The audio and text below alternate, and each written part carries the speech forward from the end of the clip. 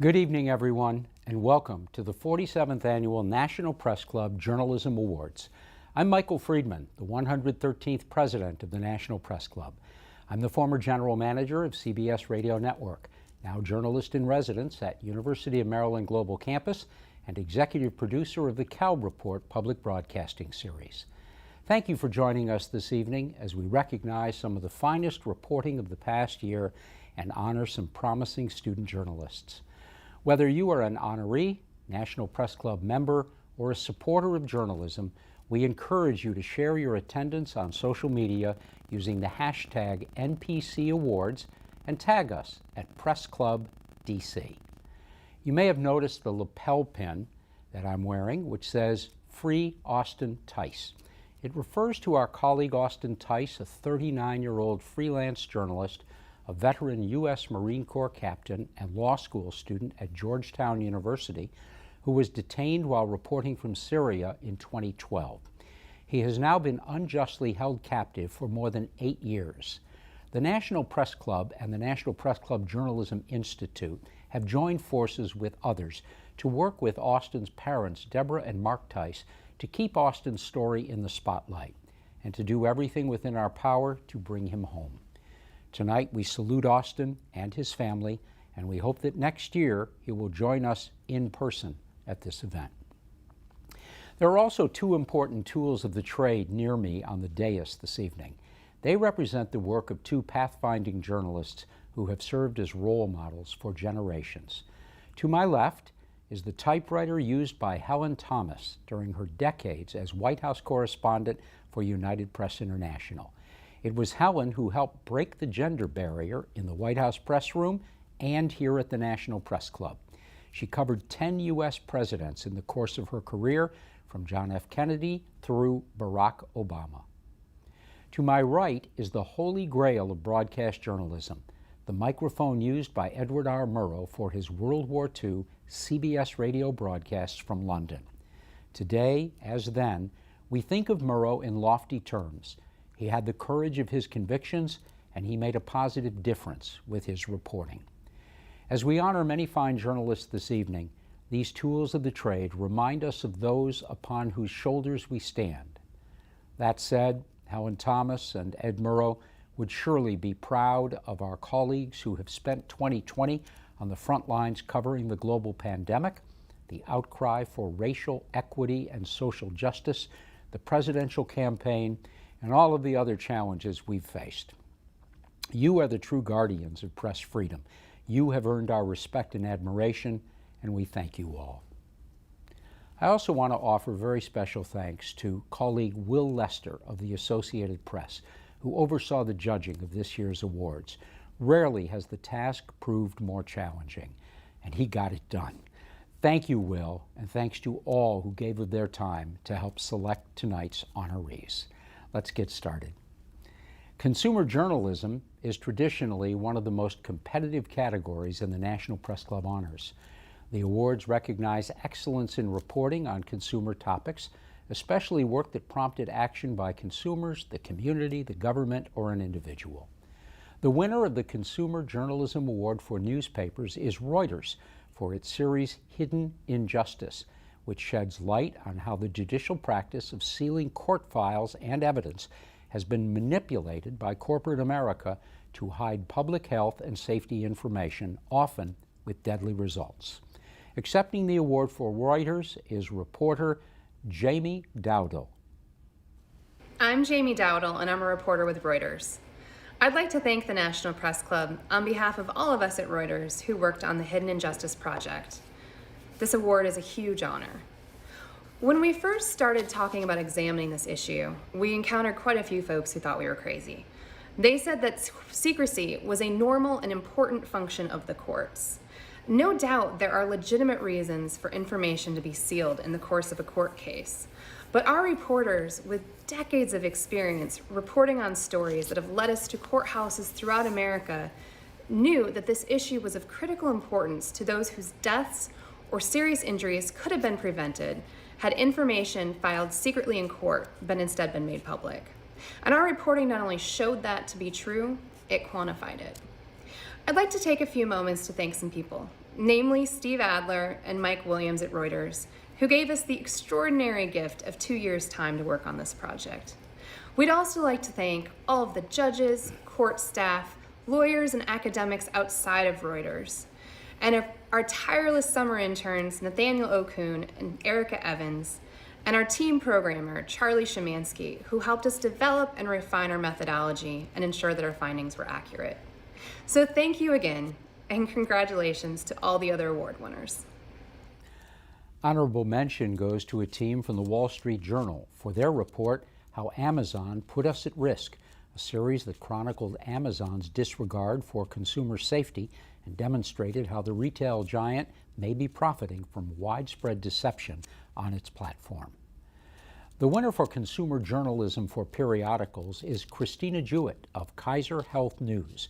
Her series, Hidden Harm, looked at a secret government database of medical device malfunctions and offered compelling stories of the harm caused by these malfunctions. Let's hear more from senior correspondent Christina Jewett about her reporting. I'm really honored to have been the recipient of the National Press Club's Consumer Journalism Award this year.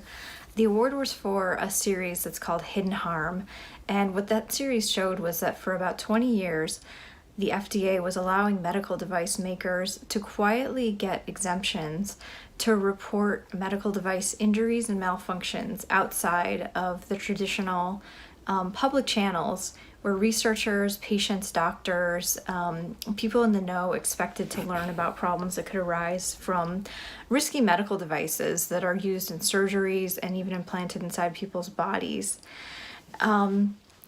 We focused on the surgical stapler. That's a device that's supposed to sever a vessel and quickly seal it, and we found out that didn't always happen, and that about 10,000 reports of malfunctions with that device had been essentially hidden from public view.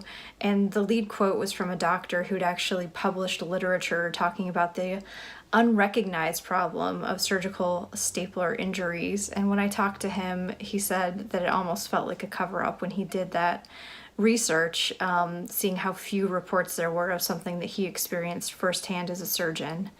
So we were thrilled to be able to tell this story and see that the FDA quickly reacted. Soon after our story came out, there was a thorough review of surgical stapler safety announced, in addition to a pledge from Scott Gottlieb, the FDA commissioner at the time, to open the data. A couple months later, 5.7 million records that had previously been essentially hidden from the public view were released. So we were thrilled to be able to perform a service, hopefully, for consumers and patients for now and for the future. So thank you for the award, and I wish everyone well. Thanks. The winner of Consumer Journalism Broadcast is the NBC News Investigative Unit behind the story Fans, Fears, and Foul Balls. This reporting team filed FOIA requests to dig out data from a variety of sources and revealed for the first time how many fans are injured by foul balls during Major League Baseball games. Let's take a look at their winning entry.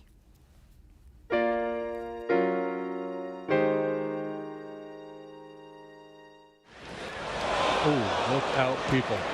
Just this season, a ball hit into the stands, fracturing the skull of a 2-year-old girl.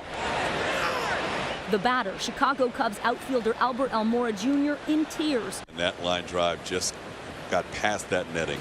At the 4 stadiums where we obtained records, we found 41 fans hurt in Oakland, 368 in Seattle, Miami, 99 since 2012, and in Colorado, 193 calls to emergency services since 2014. And we mapped it out so you can see exactly where emergency responders reported incidents.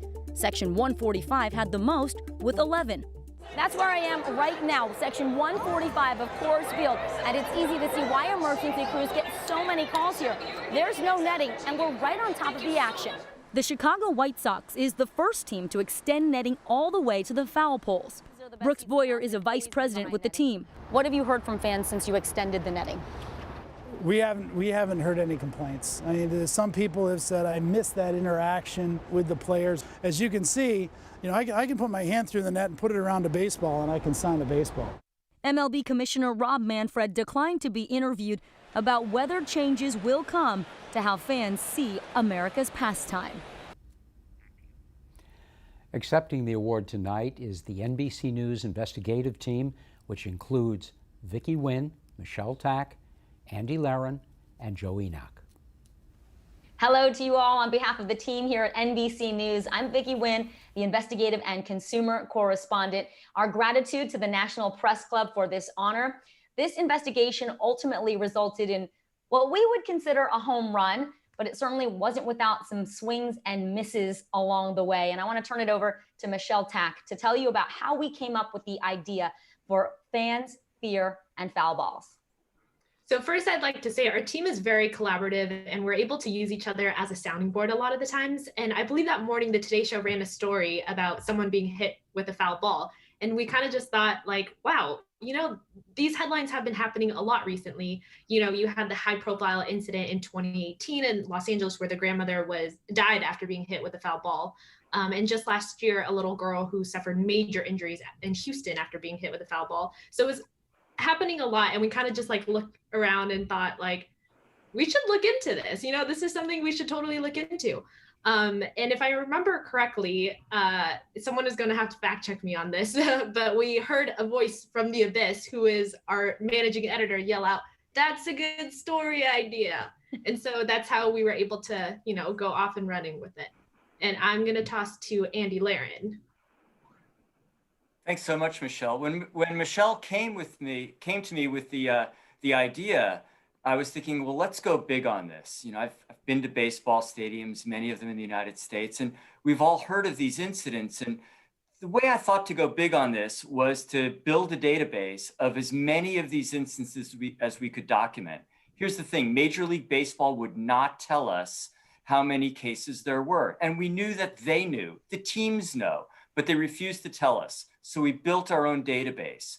We started going around, Michelle did a lot of the work.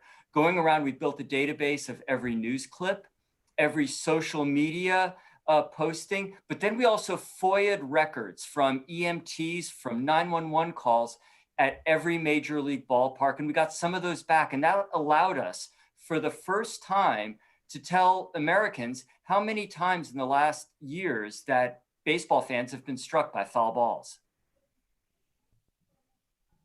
Great, I'll take it from there. My name's Joe Enoch. I'm a producer with the investigative unit. And I'll start by saying I'm a big baseball fan, been going to baseball games since I was a little kid. My dad and I had season tickets. And so when Vicki and Michelle approached me about producing the story, I was skeptical. I didn't think that we would find anything that was really that interesting. I kind of just thought, okay, you see these headlines, but how often does it really happen? And the numbers started coming in and I was blown away. And my next challenge then, and our team's challenge was, okay, we have these really interesting numbers. They tell a story. How do we make that story work on TV? And there were a lot of methods that we did to accomplish that. One of the ways that I pushed hard for was, we have this great data from Colorado, specific showing where these incident reports are. Let's get on the ground there. Let's go to section 115, the section that literally says it's the most dangerous section in that ballpark. Let's show what it looks like. And you could see there was Vicki standing there, no netting, and you could really get a sense for how, as a fan in the stands, you would not be able to react in time to a line drive. With that, I will let Vicki take us to home plate. Yeah, I think it's true. We actually met with skepticism in our own team because while we knew, or it seemed like we were hearing more about these foul balls or balls just leaving the playing field in general and causing injuries to fans, we weren't sure how we could quantify it and was it meaningful. But when we heard from former players in Major League Baseball who also thought it was dangerous, who also said if they were sitting out in the stands with a mitt, they wouldn't be able to react because the reality to them was that this game has changed. Players are stronger, they're faster, and more balls than ever are leaving the field and potentially injuring and even killing some fans. So that gave us the encouragement to go on. And so we certainly do extend our gratitude to the folks who spoke to us for the stories, the fans, as well as the players. And 2 months after this investigation aired on the Today Show, Major League Baseball actually announced it would extend the netting to the foul poles at all 30 of its ballparks in North America. So we felt like our reporting really shined a light on what was going on and contributed to that change. And in fact, the day that our story aired, I think it was Philadelphia, right, Michelle? They announced that they were going to extend the netting. So it was nice to see these results happening, in real time for fans and for consumers. And so to receive this honor from the National Press Club means so much to us. And it truly was a team effort all the way around. So we really are grateful. Thank you very, very much for this recognition. And congratulations to all of the other honorees as well. Honorable mention goes to NPR correspondent Allison Aubrey for her report on assignment for CBS Sunday Morning on the proliferation of dollar stores across the country and the effect the massive chain has had on local grocers. Before we continue with our awards tonight, I'd like to take a moment to share an important initiative the National Press Club recently launched called Help the Heroes. 2020 has been a challenging year for everyone, to say the least, but particularly for the doctors and nurses fighting on the front lines of the COVID-19 crisis. Help the Heroes is designed to support the healthcare heroes at Howard University Hospital in a tangible way by providing ready access to freshly prepared, nutritious take-home meals. We join today to formally announce a new initiative we are calling Help the Heroes, a partnership between two historic Washington institutions, the National Press Club and Howard University Hospital. Executive Director Bill McCarran and his team created a plan to provide meals to the hospital staff on a regular basis. And this program we officially launched today will help ensure that of the many things Howard University Hospital nurses and other healthcare workers do, one of them, enjoying a healthy meal, will be taken care of for a day. It was very clear to us from the very beginning when COVID started that our team was under great stress, that our highest of employees, our physicians, our nurses, those direct patient caregivers, not only had to deal with the patients that they served, their families that they worried about, but they too were afraid. But then we realized that someone cared about their lives. Our community came in and said, here's a meal. Today, on behalf of the U.S. employees of Toyota, we are announcing that Toyota will make a $5,000 contribution to help our heroes get off the ground. In keeping with our principle of respect for people, continuous improvement, today we are also announcing that Toyota will loan the Press Club a 2020 Sienna minivan for the next year. So I thank you very much for thinking of our staff and our employees as heroes. I think of them as that as well. And for asking, have you eaten?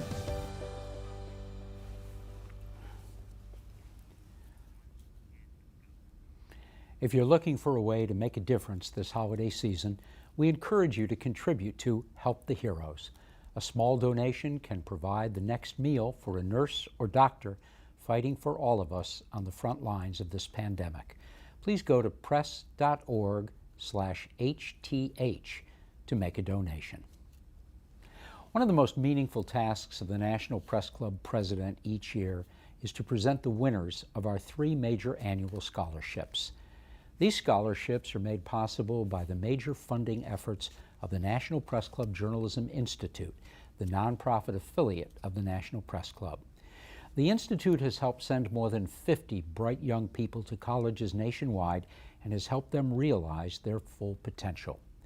The Julie Shue Scholarship for Diversity in Journalism is named in memory of the late Julie Cooper Shue, the founding executive director of the National Press Club's Journalism Institute. The scholarship, which provides $5,000 a year for 4 years, is awarded annually to outstanding graduating high school seniors who are considering a career in journalism and will help create more inclusive, diverse newsrooms. The scholarship committee selected Layla Nasher of Detroit, Michigan, as this year's winner. A student at Universal Academy, Nasher impressed the judges with her grit, determination, and talent.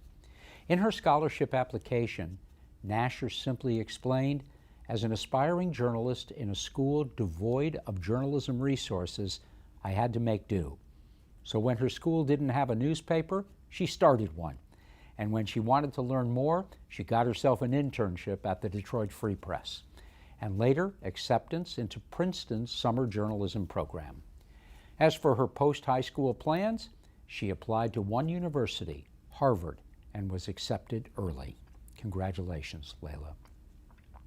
The Richard G. Zimmerman Journalism Scholarship, endowed by a longtime National Press Club member, supports high school seniors who wish to pursue a career in journalism with a one-time scholarship of $5,000. Christina Walker of Stockbridge, Georgia, was this year's winner. An accomplished student athlete at Padilla High School, Walker built her own brand as a TV broadcaster, producing mature and thoughtful stories on sports. Our judges were particularly impressed by what they described as her natural instinct to use sports as a way to tell all kinds of different stories and illustrate social problems and trends. Let's give a big round of applause to this year's Richard G. Zimmerman Journalism Scholarship recipient, Christina Walker. I'd like to take this time to thank the National Press Club and the Awards Committee for awarding me with the 2020 Richard G. Zimmerman Scholarship for Journalism. I'm so honored to have received this award, and I can't wait to see where my journey with journalism takes me. The Shirley and Dennis Feldman Fellowship is endowed by the family of the late Dennis Feldman, a club member and journalist and public relations advisor who put himself through graduate school at night. This $5,000 scholarship is awarded to a student pursuing graduate studies in journalism. This year's Feldman Fellowship goes to Derek Schwab of Murata, California. He is the first data journalist to receive the honor. A student in the new interdisciplinary Master of Development Practice program at the University of California at Berkeley, Schwab is studying development economics, policy, and natural resource management with a concentration in journalism using communications, digitally, and storytelling. Here is Derek Schwab, this year's Shirley and Dennis Feldman Fellowship winner. Hi everyone, my name is Derek Schwab. I'm a first-year graduate student at the University of California, Berkeley, where I'm studying international development and digital storytelling.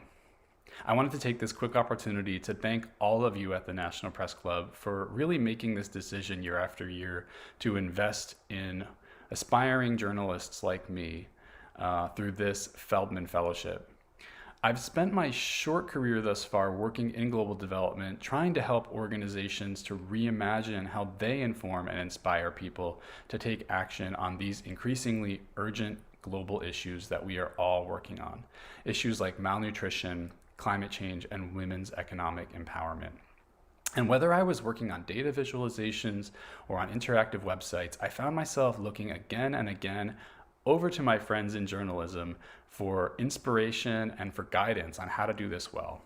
And I quickly learned that journalists are on the cutting edge of digital and interactive storytelling. They are figuring out how to synthesize complex information while crucially revealing the human lives that are behind and inside of that information. And that is the really difficult part to do.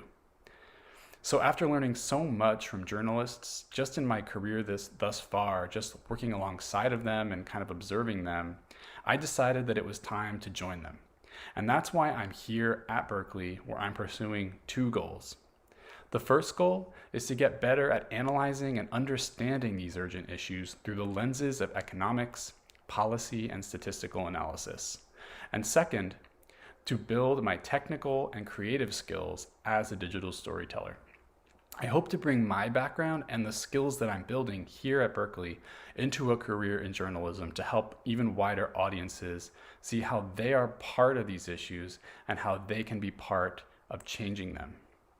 Thank you so much again for this investment in me, and I hope to get the privilege to one day work alongside some of you in this field. Thank you. This year has served as a stunning reminder of the vital role of a free press in sustaining the health of our democracy. We must ensure that quality journalism of the highest standards survives and thrives by investing in the next generation of reporters and industry leaders. This year's scholarship recipients have already shown tremendous perseverance and tenacity in their personal journeys and given us all great hope for the future. We can't wait to see what they do next. Congratulations.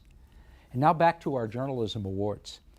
The winner of the Washington Regional Reporting Award is Jonathan Salant of NJ Advanced Media for a variety of political stories that looked at the link between power and political campaign contributions.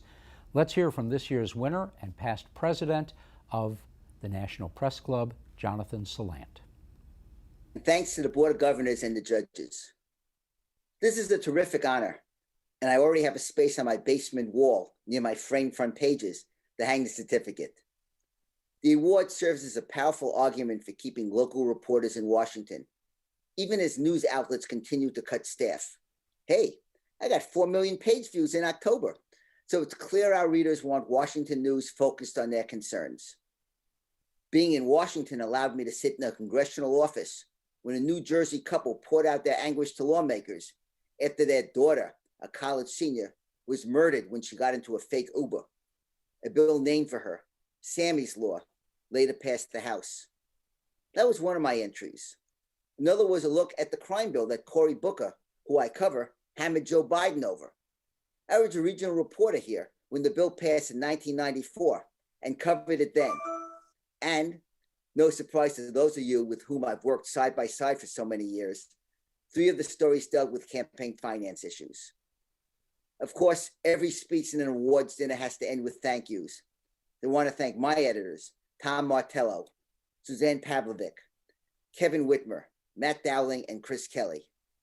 I also want to offer a special thanks to the National Press Club for its support of regional reporters, including giving out this award.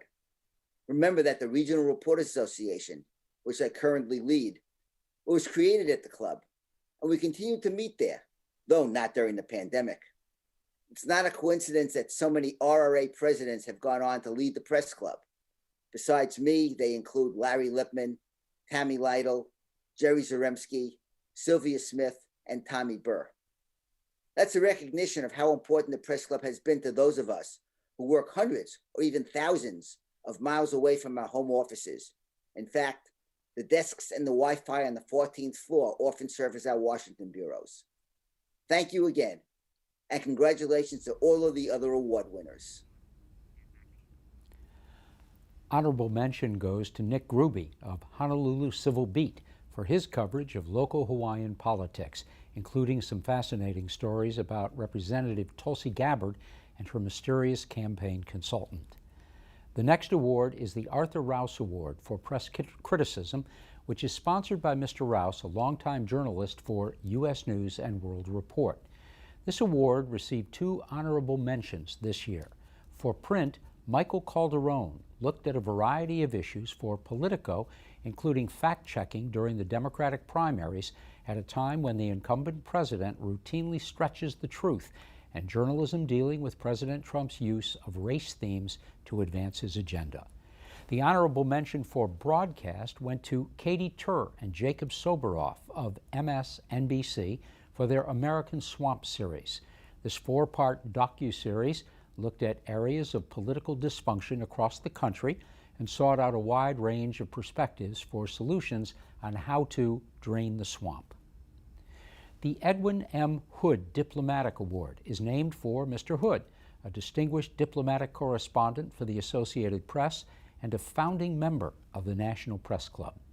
This year's winners for print are Reuters reporters Christopher Bing and Joel Sheckman for their entry, Project Raven, that used on-the-record interviews with ex-NSA spies and a review of thousands of documents to show how a program to help the United Arab Emirates prevent the next 9/11 attack went off the rails. Accepting the award tonight is Chris Bing. Hi, my name is Chris Bing. I'm a cybersecurity reporter with Reuters, and I'm here today to thank the National Press Club for recognizing my work and the work of my colleague Joel Sheckman with the Edward M. Hood Award. We're honored to receive this award, and we would like to thank the judges and all the other participants in this competition. We also have to thank our editors, our colleagues, and our spouses who supported us all along the way as we are reporting this very difficult story. Beginning in 2019, Joel and myself set out to expose and fully investigate a group of former National Security Agency employees who were working in the UAE as mercenary hackers. And over the course of our reporting, we found that this group of former NSA employees were helping an autocratic regime spy on citizens, dissidents, human rights activists, and to impose surveillance on others who they deemed a threat. Again, we can't say enough how much we appreciate the National Press Club in supporting journalists and in recognizing our story. Thank you. Honorable mention goes to Fortune foreign correspondent Vivienne Walt for her article, Boxed In at the Docks.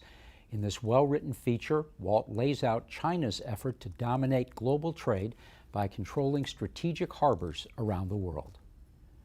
This year's winner for broadcast goes to NBC News chief foreign correspondent Richard Engel for his report, American Betrayal.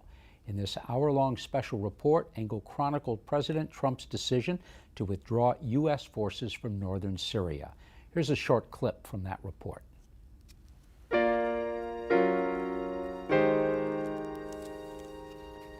This is a story about a single decision that would reshape the map of the Middle East, tarnish the United States' reputation around the world, threaten America's national security, and leave a staunch ally feeling like it was hung out to dry.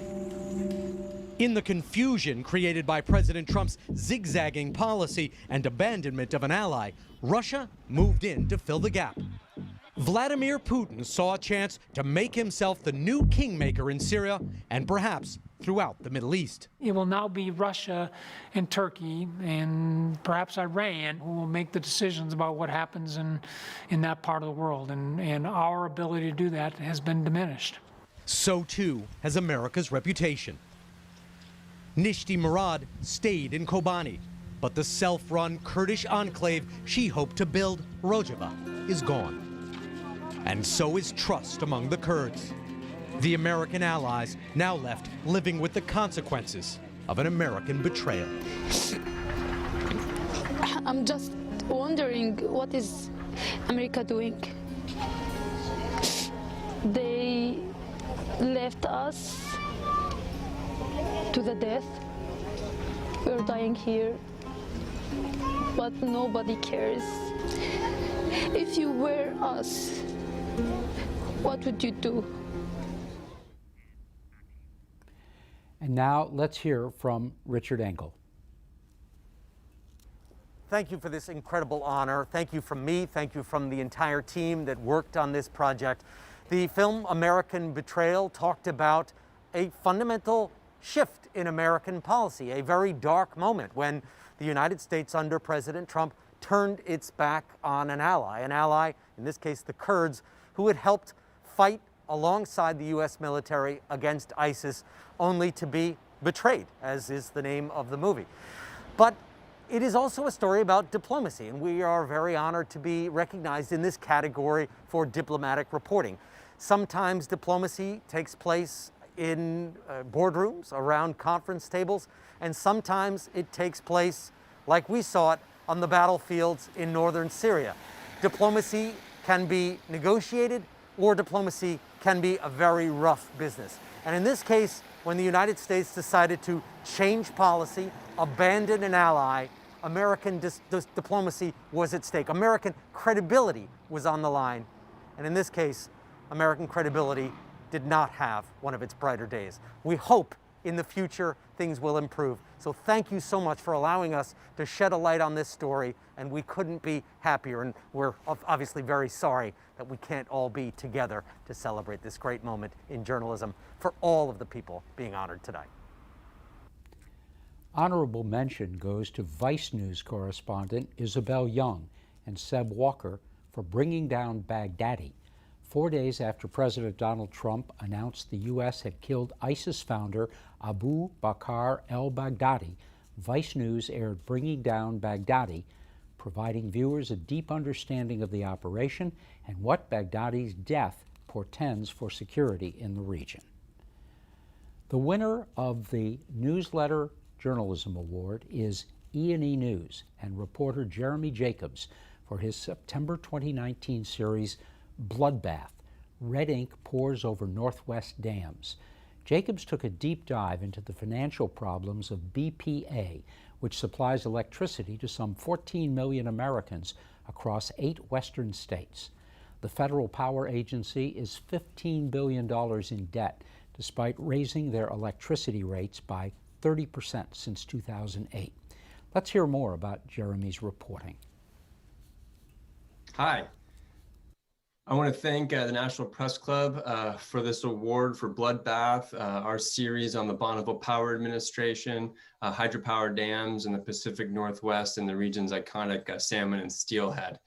I also want to thank my editor, Cy Zaneski, for all of his hard work on this series, and our amazing graphics editor, Claudine Helmuth. Bloodbath was both a really fun and really challenging project to take on. It involved some amazing reporting trips up to Eastern Washington and Western Idaho, flying over historic salmon habitat in a 2-person plane, and landing and seeing some pretty amazing sites, as well as getting to tour some pretty amazing hydropower dams. It also involved a lot of time sifting through Bonneville Power's accounting disclosures and other economic data to understand what the market was doing with regard to hydropower and renewable energy, other renewable energies. I hope you'll check it out. And thanks so much to the National Press Club. And we appreciate everything you do. Take care.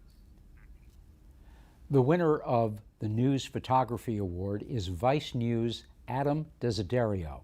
His winning images, which you see here, capture personal stories of the victors and the victims of the Battle of Baghouz, Syria, a last stronghold of an ISIS caliphate. Accepting the award is Adam Desiderio.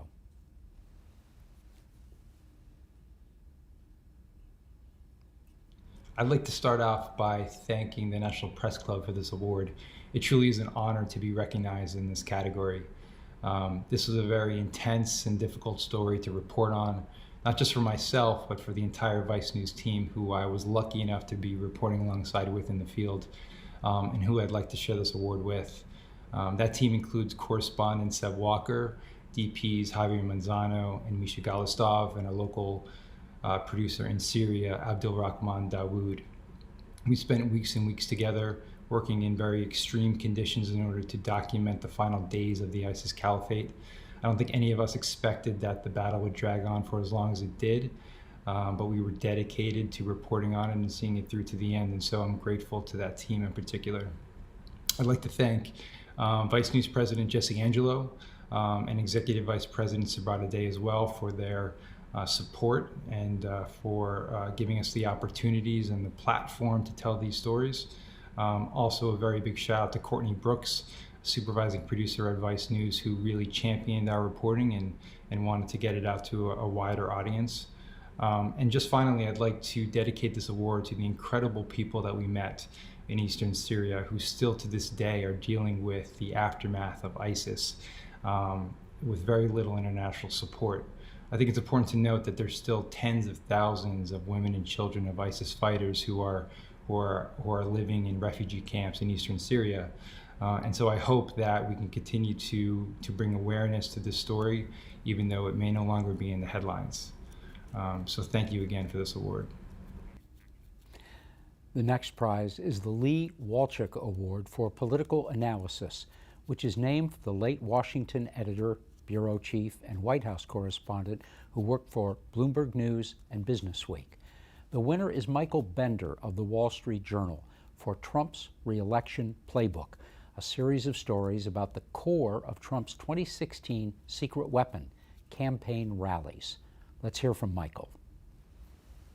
Thank you so much to the National Press Club and all of the judges for this award. It's a really nice honor and a wonderful surprise. It's been a fairly grueling year or 3 or 5 covering the Trump White House and his political campaigns, and this was a very welcome surprise and a wonderful honor, especially as a former Bloomberg reporter to win an award named after Lee. It just is very meaningful to me, and I very much appreciate the recognition. I would also like to thank the team that the Wall Street Journal has built to cover President Trump and his political movement. The editors in Washington, Ben Pershing, Paul Beckett, Gene Cummings, and Jerry Seib, have an uncanny ability to see around corners. They've covered political campaigns and Congress and the White House for decades, and between them all, and I've just learned so much from them, and appreciate their guidance on really a daily basis. And the White House team as well. We have a group of veteran, hard-nosed, straight news reporters who I've just learned so much from when it comes to breaking news, creativity when it comes to sourcing, and to say nothing of their collegiality and what that means to in the workplace. And that includes Alex Leary, Rebecca Ballhaus, Catherine Lucy, Gordon Lubold, and Andrew Stuccia. I just consider myself very lucky to work with this group on a day in and day out basis, and excited to see what the next chapter brings for all of us. So thanks again for this award. I really appreciate it, and it's a wonderful honor. Thanks again. Honorable mention goes to David Leventhal for his deeply reported story, Why the Trump Campaign Won't Pay Police Bills, produced while he was with the Center for Public Integrity with NBC News and CNBC. Dave is now Washington correspondent for Business Insider. The Ann Cottrell Free Award for Animal Reporting is named for longtime press club member who wrote extensively about animals and their welfare.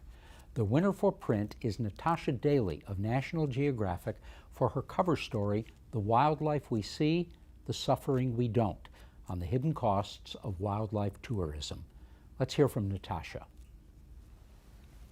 Hi, this is Natasha Daly. Thank you so much to the National Press Club for selecting my story to win the Ann Cottrell Free Animal Reporting Award in print this year. I am tremendously honored to have been selected. I also want to thank Susan Goldberg, editor-in-chief of National Geographic, who believed in this story from the very beginning when I brought her the idea in 2017, as well as my editor, Oliver Payne, and photographer Kirsten Luce, who traveled with me to 6 countries around the world to report this story. We wanted to trace the ways that wild animals are kept in captivity en masse to be used for human interaction and entertainment, mostly tourists on vacation, and the ways that tourists often don't know how animals are actually suffering behind the scenes. So we really want to kind of pull back the curtain on these everyday experiences. I didn't know how people would react to this story, but I was overwhelmed by the response. 75,000 people signed a petition to rescue a particularly abused elephant from our story and bring him to a sanctuary. It worked. You know, I received thousands and thousands of messages after this story published, and the overall response I would get is, you know, wow, I had no idea this was going on, but now I do. And to me, that was the most powerful thing that ever could have come out of this story, is awareness. So thank you so much for supporting my work, selecting it, and this means a lot. Thank you. Honorable mention goes to Karen Brouillard of the Washington Post. Brouillard's hard-hitting series of stories in 2019 had one common theme: the failure of U.S. government agencies, primarily the U.S. Department of Agriculture, to protect a variety of wild and domestic animals covered under the Animal Welfare Act. The winner for broadcast is Dying for Diplomacy. A year-long investigation by WRC-TV revealed that the U.S. Department of State was failing to protect many of the specially trained dogs it deployed in the War on Terror. Let's take a look at that investigation.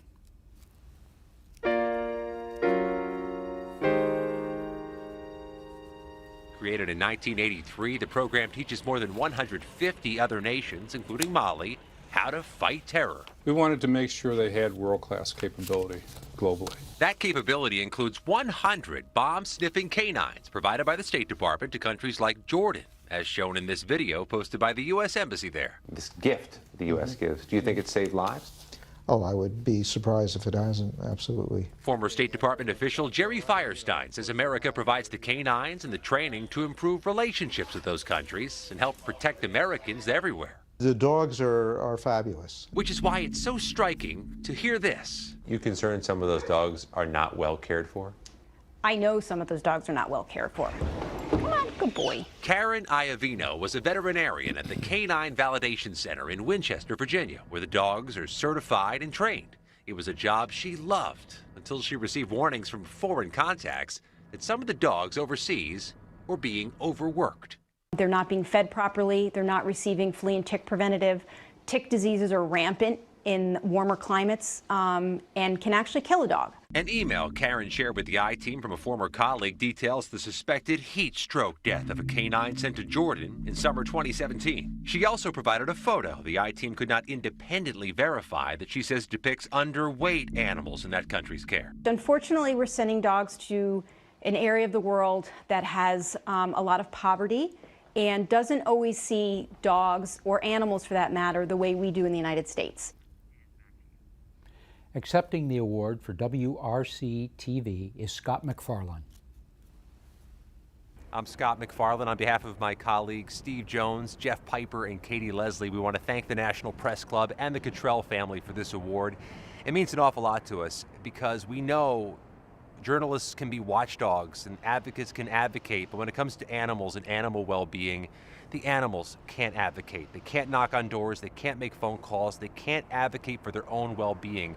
So it's incumbent on us as journalists to do our part to make sure animals are treated well. In this report, we were advocating on behalf of canines being mistreated overseas. They don't have a voice. In this case, we were able to be the voice to ensure the State Department writes its program, makes the fixes, and in this case, changes were made, and hopefully for the better. We thank the National Press Club again for this award. It means an awful lot to us. Honorable mention goes to Scott Taylor of WJLA-TV, ABC 7 News here in Washington, D.C.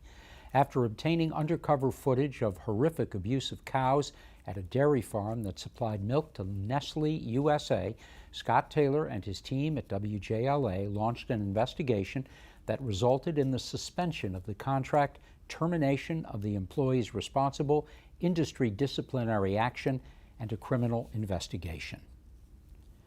The Joan M. Friedenberg Online Journalism Award, named for the founder of the Online News House and wife of former club president Jonathan Salant, recognizes innovative use of online technology to tell a story.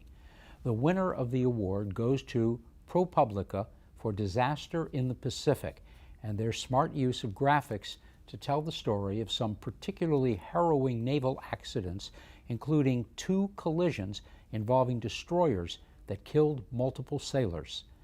Accepting the award for ProPublica is Robert Federecci. Hi, I'm Robert Federecci. I'm a reporter with ProPublica. On behalf of the entire team, I'd like to thank the National Press Club for this incredible honor. Our project set out to understand how the U.S. Navy and the U.S. Marine Corps could suffer 3 seemingly inexplicable and catastrophic accidents that resulted in the deaths of 23 service members.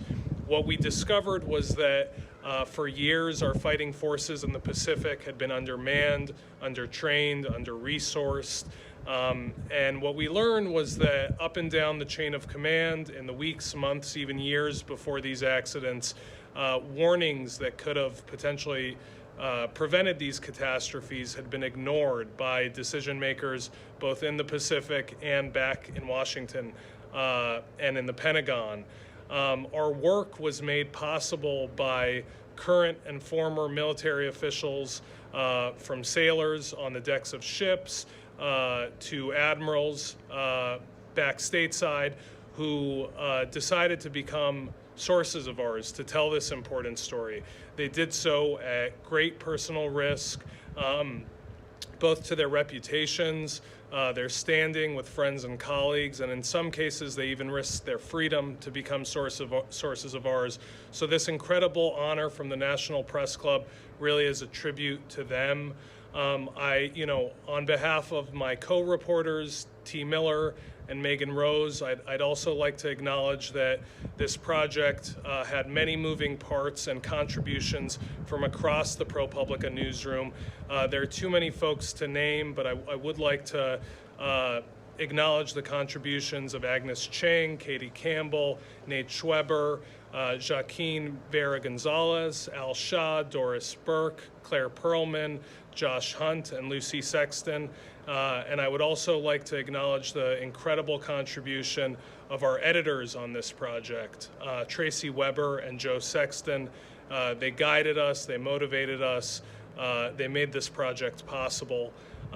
So on behalf of all of us, I'd like to thank the National Press Club for this magnificent honor, and I wish I was there in person to be able to enjoy this with you all. Thank you. Honorable mention goes to Vox for super trees. This package was about 3 species of trees dubbed super trees that help fight climate change, produce rainfall, and support other species. The Sandy Hume Memorial Award for Excellence in Political Journalism is named for the intrepid Hill reporter who broke the story of the aborted 1997 coup against House Speaker Newt Gingrich. This year's winner is Vice News reporter Cameron Joseph. His stories were well reported, well written, and creative with a consistent forward-looking focus, including a piece on the possibility of President Trump refusing to concede and a story on the role Michigan would play in the election. Let's hear from Cameron. Thank you so much to the National Press Club. This award means a lot, and it's nice to be called a young reporter, I gotta say. But I remember walking into the NPC for the first time a couple of years back for an event, and I'm just there to do my job, but just having that sense of awe walking into the building and a shiver running up my spine when those elevator doors open. So to get an award from this group really does mean a lot. I have to thank Michael Learmonth, my editor, who put me up for this and allowed me to chase some unusual stories. My first piece out the gate was running around New Hampshire, chasing down Marianne Williamson and trying to figure out why she was running for president. Over a year ago, writing about what would happen if Donald Trump refused to concede. The last couple of months trying to figure out how this election was even going to work in the middle of COVID and all the voting rights concerns around that. And it's just a really special place to work. And the big boss, Jesse Angelo, and everybody else I get to work with there is just very supportive and creative. And it's a wonderful place. It means a little extra to be winning this award, given that it's named after a reporter from the Hill newspaper where I got my start. So thanks to Bob Cusack for giving me my big break a couple of years ago. Thanks to my wife, Blake, for dealing with me while I'm being a total nut job under pressure of trying to get stories in. Thanks to my parents, Ted and Judith, for teaching me how to write and to stay curious. And thank you to the organization. It really does mean a lot.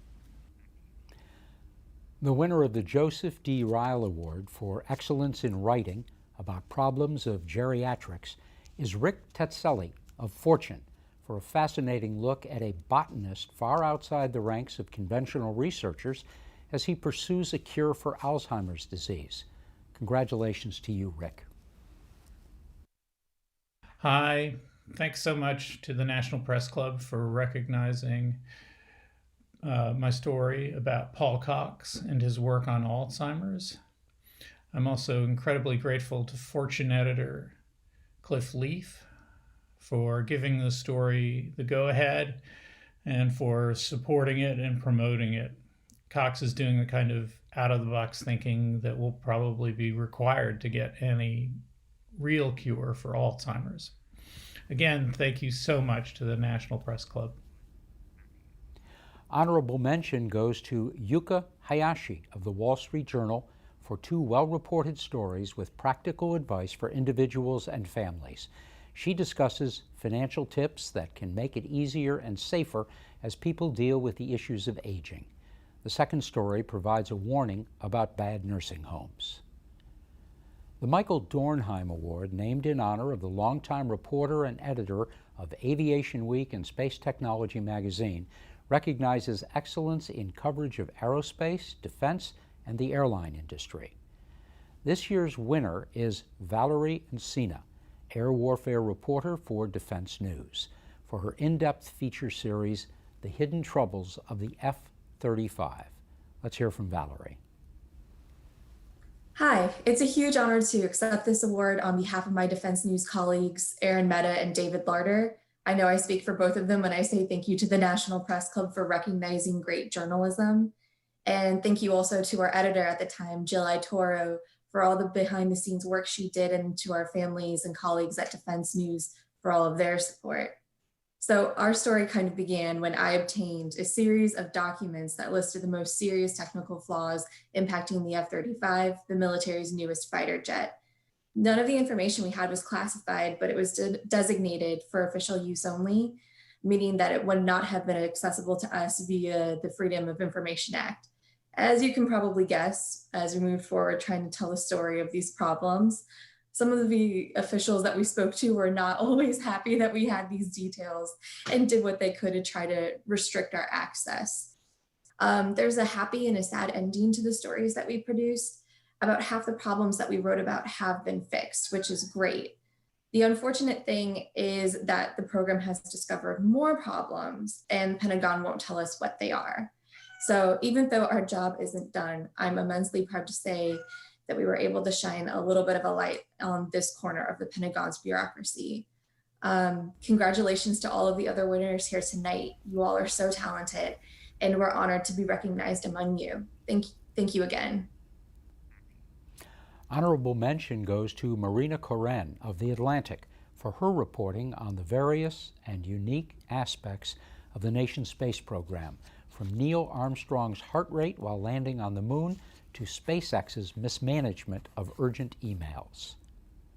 The Angel Gingra Humor Award is named for the longtime press club member who specialized in writing humor for magazines and newspapers. The winner of that award is Karin Vembar of Retail Dive for her clever columns on the retail business. Congratulations to Karin. Hello, National Press Club. My name is Karin, and I want to thank you for this award. I write a column called Skewed, where I lightly make fun of companies when they make dumb decisions. And let me tell you about making fun of billion-dollar corporations. They love it. They won't hypothetically call you and yell at you for 45 minutes after you wrote a column about them and ask you questions like, do you think you're funny? And who else would find this funny? That would never happen. I'd also like to thank my managing editor, Liza, who noticed that I was coming in hot into meetings with lots of opinions and decided to just focus that energy, turn it into a column. I'd like to thank my publication Retail Dive and larger company Industry Dive for letting me be myself and for taking a chance on something new. I appreciate that. Finally, I'd like to thank my husband, Naveen, who is really the hero in all of this. He's the love of my life, and he encourages me always. And now, until the rest of eternity, and every argument I get to say, well, the press club thinks I'm funny. That's such a gift. Thank you. Our final honor of the evening is the President's Award. It is not given every year. Rather, it is an honor bestowed at the discretion of the President and as deemed appropriate. 2020 has marked the centennial of America's first electronic medium, radio. And as we bring this tumultuous year to a close, it is so fitting that we honor someone who, for more than a half-century, has brought into our lives the gentle side of journalism on both radio and television. For 22 years, we welcomed Charles Osgood into our homes each week as the host of CBS Sunday Morning. And each day for decades, we could rely on his CBS radio feature, The Osgood File, for wit, wisdom, and fine storytelling. In time, Charlie became known as the Poet Laureate of CBS News.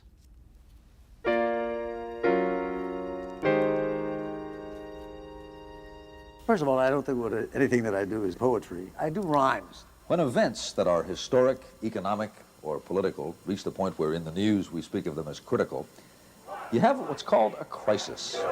We had crises over Vietnam in the decade's early days, and a military crisis called the crisis Mayaguez, and a crisis known as Watergate that we all saw completed, complete with tapes and sour grapes and expletives deleted. Charles Osgood thinks you're pretty smart and basically a good person.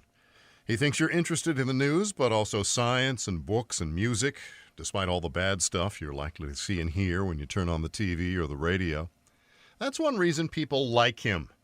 Charlie believes they're worth his time and effort, and they sense that. It's why he's such a great communicator. He respects and appreciates his audience, and those feelings are mutual. Maybe his boyhood was the key to his character. He was born Charles Osgood Wood III in 1933, a name grander than his actual circumstances. And he grew up listening to the radio and defending Baltimore against enemy attack, as he titled one of his books. He was successful, by the way. Baltimore was never attacked. American radio of the 1940s had a profound influence on me. It's the reason I'm doing what I do today instead of playing the organ at a skating rink. I could imagine no career more delightful, except perhaps to play shortstop for the Orioles. He went to Fordham University and got a degree in economics. But really his joy was working at the campus radio station. That led to other jobs. For a time, he was the announcer for the United States Army Band, in part because he knew how to pronounce the name of composer Rimsky-Korsakov. Eventually, he ended up at WCBS in New York, which was just about to become an all-news radio station. The single-engine Piper Cherokee smashed into a radio transmission tower on High Island in Long Island Sound. He soon created what became a radio institution. The Osgood File. This is Charles Osgood. Ray Bassett was his longtime producer. It was all about storytelling. Well, today, Mrs. Martin is the proud possessor of a plant that towers like Jack's beanstalk, looks like a tomato plant, and is nicknamed Fred. He took his writing seriously, but he never took it too seriously, and that was always the trick. You hear his musicality in the rhymes. You hear his musicality in his cadence. You hear his musicality when you least expect it, which is the space between the notes. That life is worth living if once in a while you can look in that looking glass and smile. Charlie Osgood, the broadcaster, was a projection of all that he lived and all that he learned and all that he brought to the table. Charlie also worked on TV at CBS. He even filled in for Walter Cronkite sometimes. No pressure there. It scared me to death. It just about scared me to death. Good evening. Time's running out. Where he found his true TV calling was on Sunday morning. He became the regular host when the show's founding father, Charles Kuralt, retired. Charles Osgood fit right in, even if he wasn't sure he would. Good morning. I'm Charles Osgood, and this is Sunday Morning. I know it sounds strange to me, too, but here we are. He hosted Sunday Morning for 22 years, telling us the news, telling us stories he knew we'd want to hear, sometimes playing the piano and singing. So long, it's been good to know. All the while, he helped us understand and even enjoy a world that even he sometimes found a little odd. And by the way, it is a crazy world. That kid who fell in love with radio back in Baltimore had no idea how far he'd go or how big a mark he'd make on broadcasting. I'll see you on the radio. For the National Press Club, I'm Sam Litzinger. We'll meet again. Don't know where, don't know when, but I know we'll meet again some sunny day. And now it is my distinct honor this evening to present the National Press Club 2020 President's Award to Charles Osgood. Hi, I'm Charles Osgood. From the bottom of my heart, I thank you. I'll see you on the radio. And thank you, Charlie, for all you've given us. That completes our program this evening. Our thanks to all who have contributed to this event. I would once again like to recognize the work of Will Lester and this year's judges. Our thanks to our Scholarship Committee co-chairs, Jillian Rich and Alicia Munday, and to all the wonderful volunteers who spent so many hours reviewing applications. Special thanks to National Press Club Membership Director Kate Helster, to our colleague Lindsay Underwood, to the wonderful team here in the National Press Club Broadcast Operations Center, and to National Press Club Executive Director Bill McCarran. Thanks to everyone who took part in the National Press Club Journalism Awards competition this year. Once again, congratulations to our winners this evening, and heartfelt thanks to all of our colleagues in the field tonight. Thank you for joining us this evening in support of the National Press Club, quality journalism, and press freedom. Be well, stay safe, and have a good evening.